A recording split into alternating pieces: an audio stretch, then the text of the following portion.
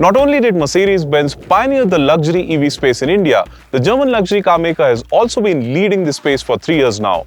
It all started with the EQC back in 2020, followed by the EQS 580 and its AMG version, the EQS 53, and of course the EQB SUV as well. And now for 2023, Mercedes-Benz has just launched the EQE SUV in India. What's it like to drive? There's only one way to find out.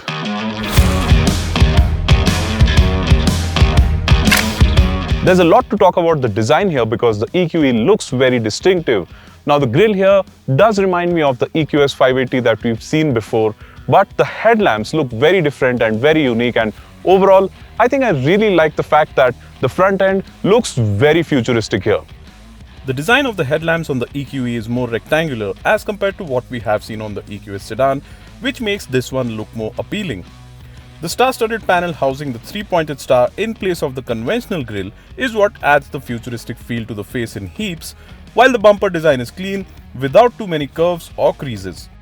The hood also gets the power bulges we've seen on other Mercedes cars, which adds a sense of familiarity and also adds some muscle to the front end. The EQE is rather flat from the sides like other EQ models in the lineup, but gets an interesting detail in the form of illuminated running boards. The EQE runs on 20-inch alloy wheels, which again use a very distinctive and futuristic looking design. The rear end though is my favorite, particularly thanks to the tail lamp design. The tail lamps have the same distinctive design we've seen on the EQS, connected by an LED strip that adds to the rear end's appeal.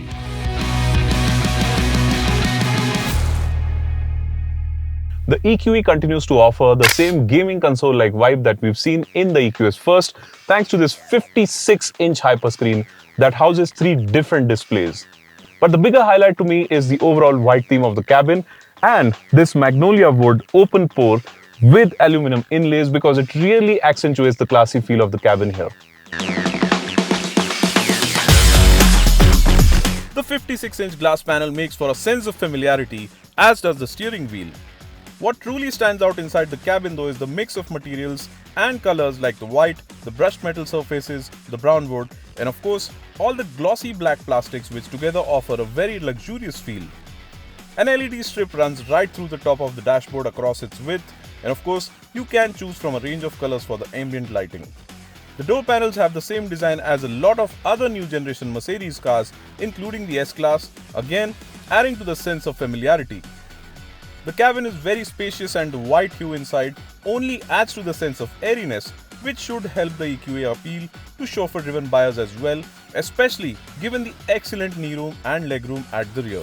Overall, the EQE's cabin is a class act and marries the luxurious appeal of traditional Mercedes-Benz cars to the futuristicness of the EQ models really well.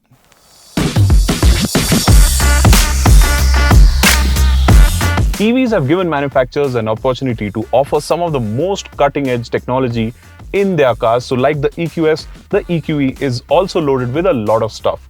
So besides the 3 high-resolution displays here, you get level 2 ADAS, massaging and ventilated seats, a panoramic sunroof that you can open with just a single touch, and a 15-speaker surround sound system from Burmester. But this is just the tip of the iceberg as far as the feature list in the EQE is concerned. The cabin also gets active ambient lighting which pulses in different conditions. This also includes a safety measure wherein the lighting on the door being opened will turn red to alert you of the door being open. The EQ is also equipped with a HEPA air filter, which Mercedes claims can eliminate 99.65% of airborne pollutants. There's an attention assist function as well for alerting drivers who drive with just one hand on the steering wheel or take both hands off. Sensors on the wheel detect that the driver does not have both hands on the wheel and alert you, and also start bringing the car to a halt within seconds. Besides ADAS, the EQ is also equipped with 9 airbags on the safety front, which is again very reassuring to say the least.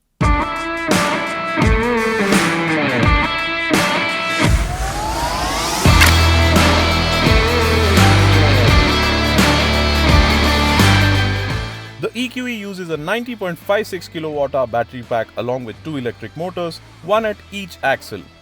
Combined outputs are 408 PS and 858 Nm sent to all 4 wheels via the 4-matic all-wheel drive system.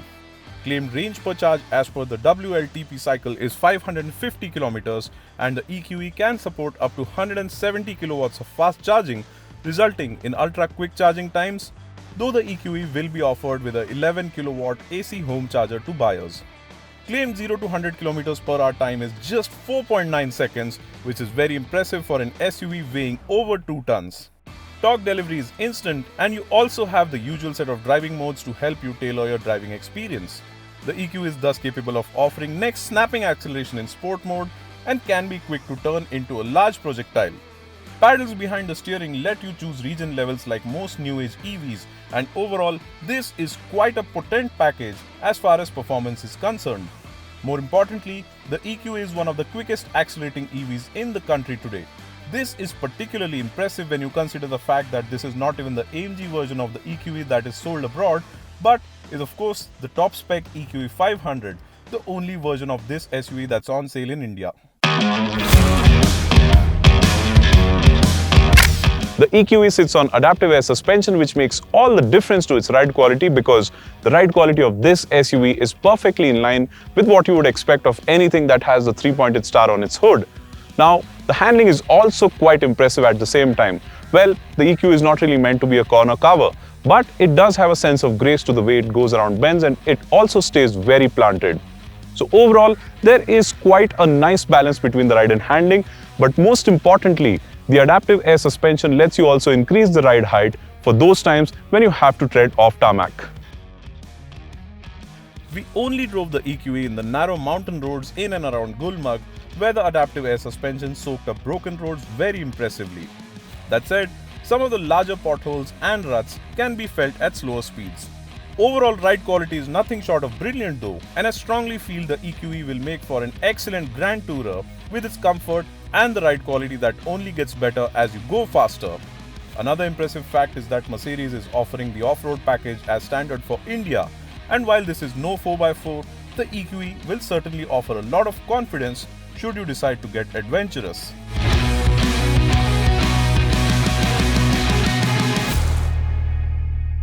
The EQE is priced at Rs 1.39 crore ex-showroom, which might sound expensive to many. But fact is, Mercedes is known to only launch the fully loaded versions of its top-end models, and the EQE 500 with 4MATIC or all-wheel drive is the top-of-the-line version of this electric SUV. And that's besides the fact that you also get an industry-first 10-year or 2.5 lakh kilometer warranty on the battery pack, which is pretty phenomenal.